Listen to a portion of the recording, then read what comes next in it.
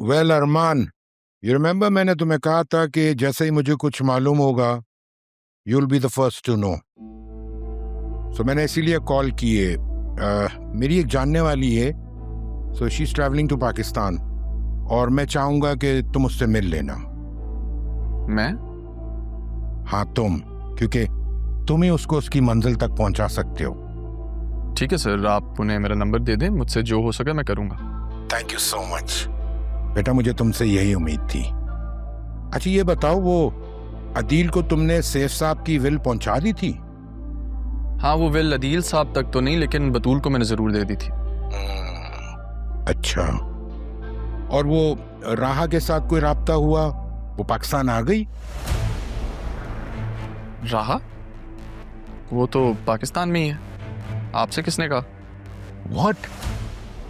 लेकिन मुझे तो कहा गया था कि वो मुल्क से बाहर है। वो क्या अदील के साथ है? नहीं, वो अपने फादर के साथ है। अच्छा ऐसा करो, राहा से कहो कि वो भी विल पढ़ ले। एंड इनफैक्ट जब मारिया पाकिस्तान आ जाए तो उसे अदील की बेटी से मिलवा देना। मारिया मेरे दोस्त की बेटी है। इंशाल्लाह जब ये पहुंचेगी सो बाकी details she will tell you herself. ठीक है?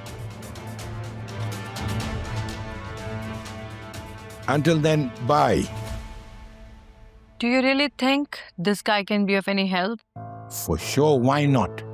He's not a type of guy who would say no. Great. That's just what I needed to hear. Yeah.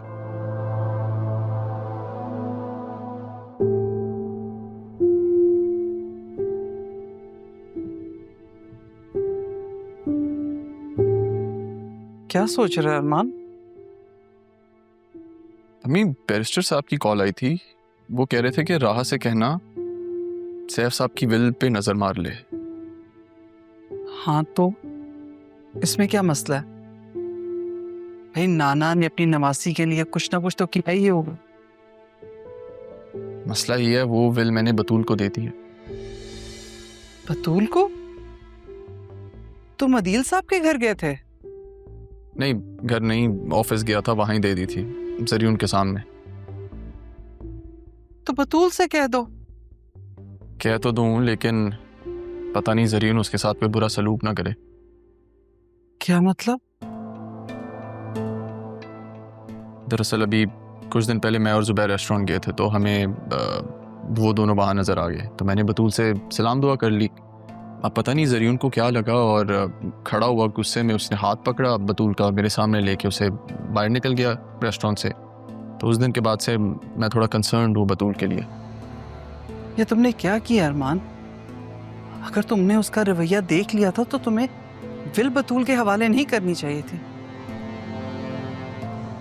पता नहीं उस फिल्म में क्या लिखा है क्या नहीं, लेकिन एक बात मैं अच्छे से जानती हूँ, सैफ साहब किसी के साथ ज्यादती नहीं कर सकते।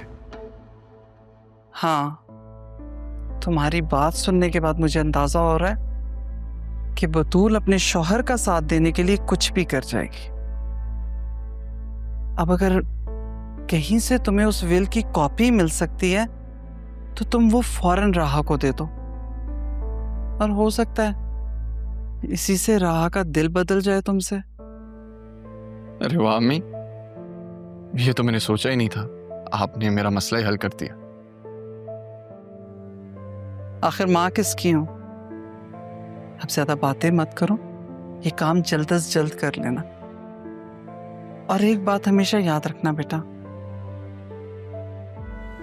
जो लोग तुम्हारी कदर नहीं करते न, उनके सामने तुम सोने के भी बनकर आ जाओ, वो कभी तुम्हारी कदर नहीं करेंगे। और जो लोग तुम्हारे हकीकत में कदरदान है, उन्हें तुम्हारी इस अफसरी से, तुम्हारी पावर से कोई सरोकार नहीं है। इसलिए बेटा अपने अफसर होने का रोब और अपनी पावर का सही इस्तेमाल सही जगह पे करो, समझे?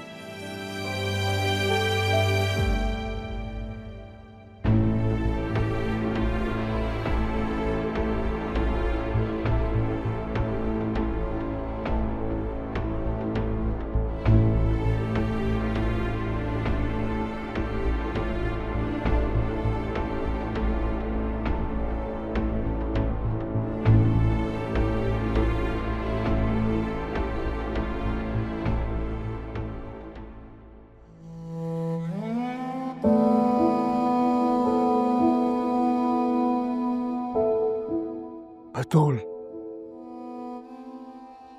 जी बाबा। क्या कर रही हो? आपके हाथ दबा रही थी बाबा। मेरे हाथ यहाँ है।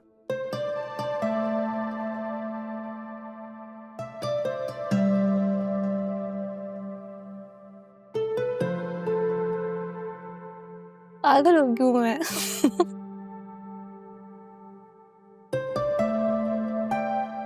मेरी बेटी को लगता है कि मैं उसकी आंखों से उसका दर्द नहीं समझ सकता। तुम्हारे जी बाबा। हाथ पे क्या हुआ है? ये वो दीवार पे ना मेरा हाथ लग गया था अंधेरे में, पता ही नहीं चला, बट अब ठीक हो गया।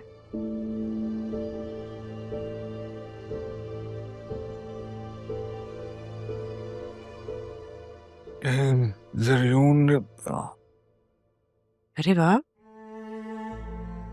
अदील, तुम तो बहुत अच्छी कोशिश कर रहे हो।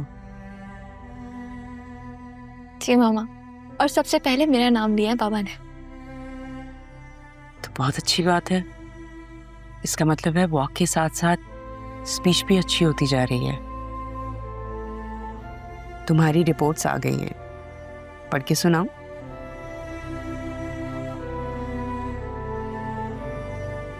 देखा,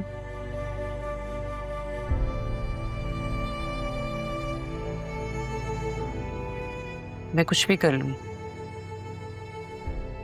मुझसे नहीं बात करनी, बस बाकी सबसे कर लोगे। ये लो, तुम ही बताना क्या लिखा हुआ है। जा रही हूँ। आप ही ना जान के करते हैं ना, जानते हैं ना वो कितने परेशान होती हैं आपके बालों में। क्या करें, मैं देख के बताती हूँ फाइल में लिखा क्या है।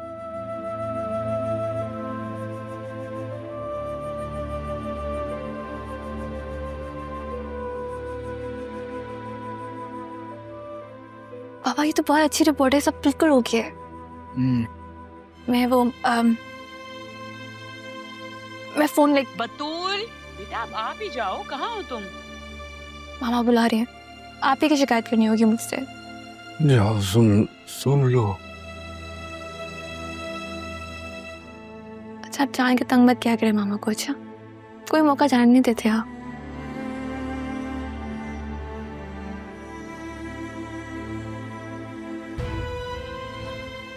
किसने किसको तंग किया है ये तो वक्त ही बता सकता है।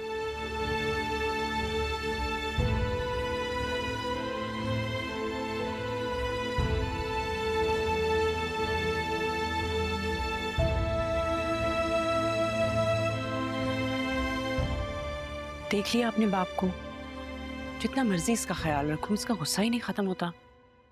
ऐसी बात नहीं है मामा, वो बस बात करते हुए थक जाते हैं। बस कर दो,